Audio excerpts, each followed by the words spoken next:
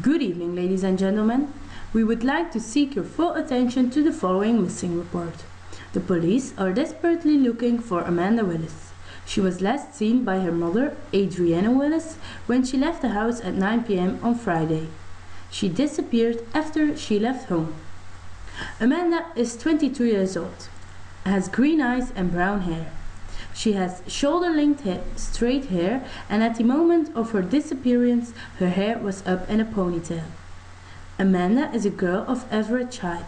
She's 5'6" and she's also a bit plump. We estimate that she weighs about 145 pounds. Amanda has a little tribal tattoo on her shoulder. She was last seen wearing a black sweatshirt with love written across the front in grey letters, a skinny black pants and grey all-stars. She was also wearing a statement necklace, small white pearl earrings and a white gold wedding ring with 3 diamonds. She may also have a brown hooded fur coat and a black bag with additional clothing and stuff with her. Her father has already issued an emotional appeal for the return, saying, "Amanda, please come home. You're not in trouble. Everyone wants to see you and know you are alright." Amanda probably left the house because she was angry with her mother, although the police told that Amanda Willis did not appear to have a troubled home life. This could be the reason of her disappearance.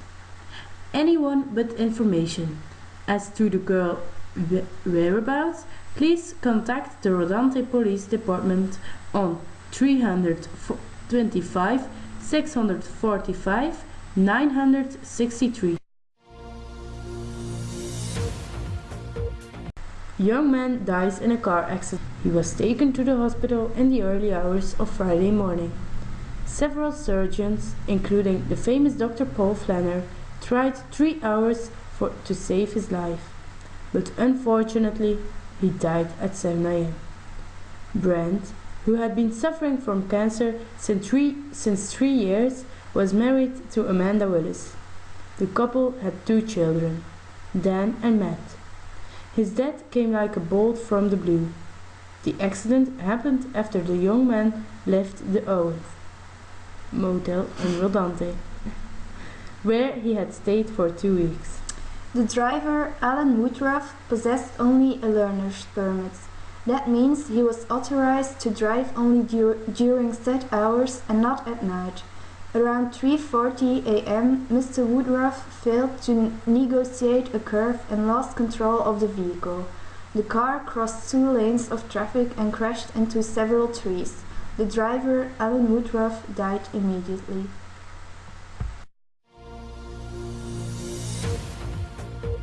Breaking news. Adriana Willis in love with another. Adriana Willis, the estranged wife of Jack Willis, has been spotted with another man yesterday. Jack and Adrienne divorced a couple of months ago. But not so long ago, Jack confessed he still loves Adrienne and that he wants to move back home.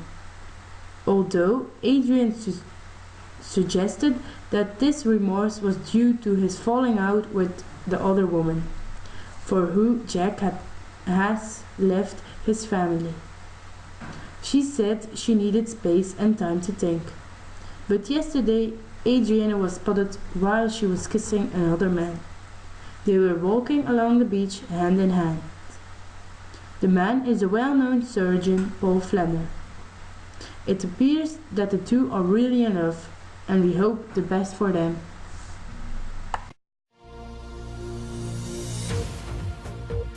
Hello. We all know Nicholas Sparks as one of the world's most beloved storytellers. All of his books have been published in the New York Times as bestsellers. Sparks' best-known story definitely is The Notebook. However, this time it's not The Notebook that has won a prize, but it's another very beautiful book, namely Nights in Rodante. Nights in Rodante tells us a tender story of hope and joy, of sacrifice and forgiveness. It's a moving reminder that love is possible at any age, at any time, and often comes when we least expect it. Adriana Willis must rethink her entire life when her husband leaves her for a younger woman. Suffering from a heartbreak, she's looking for some rest. She flees to the small coastal town of Rodante in North Carolina to tend to a friend's inn for the weekend. But when a major storm starts moving in, it appears that Adriana's perfect getaway will be ruined, until a guest named Paul Flanner arrives. At the age of 54, Paul has just sold his medical practice and comes to Rodante to escape from his past. Now, with the storm closing in, two broken people will turn to each other looking for comfort.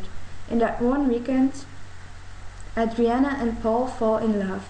These feelings will stay for the rest of their lives. Now it is time to give you a short description of Nicholas Sparks. He lives in North Carolina with his family, his wife, his 3 sons and his 2 twin daughters. He contributes to a variety of local and national charities and is a major contributor to the creative writing program at the University of Notre Dame, where he provides scholarships, internships and a fellowship annually. In 2011, Nicholas and his wife launched the Nicholas Sparks Foundation, a non-profit committed to improving cultural and international understanding through global education experiences for students of all ages. So, this very beautiful novel had already won lots of prizes. Now it has won another prize, the Costa Book Award. We've given this award to Sparks because it's a real pleasure to read his fantastic books. His books offer a very enjoyable reading. The aim of the Costa Book Award is to convey the enjoyment of reading to the widest possible audience. So, to end, we congratulate Sparks with his latest won prize and we hope he's planning to write some more novels in the future. To finish, we have a short response from Sparks. I was surprised to be chosen for this kind of prize. It flatters me that there are a lot of people who love to read my books. They are always based on a true event. And that makes it a lot easier for the readers to understand the story. However, I would like to thank my publisher and all of my fans. Thank you. And now we go to our reporter Lisa Verkouteren, who is in front of the house of the family Torelson. Yeah, that's right. Behind me you can see the house of the family Torelson. Right now I will tell you the story about this family. A grief-stricken family have been left asking how such a fit and healthy woman could go into hospital for just a routine operation only for her to die one day later. Charlene Torelson, daughter of Robert Torelson and sister of Charlie Torelson, had gone into hospital for a routine operation to remove her gallbladder. She had had trouble with her gallbladder since a couple of years. After the operation, when she came round from sedation, she believed everything had gone well. As her father says, she was really looking forward to returning home. She had even planned to go out with her friends later that week. But one day later, Mrs. Charlene Torelson suddenly died. According to a coroner's inquest, she died from multiple organ failure. During the routine operation, Mrs. Torelson had been infected by MRSA, a deadly bacterium. She died because of intra-surgical complications. As already said, her family is grief-stricken. We really don't know what to do without our beloved daughter. She was our everyday sunshine.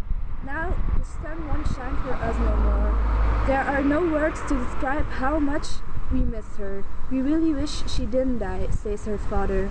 Our sympathy goes out to the family of Charlene Torelson, truly tasted, to whom we send our sincere condolence.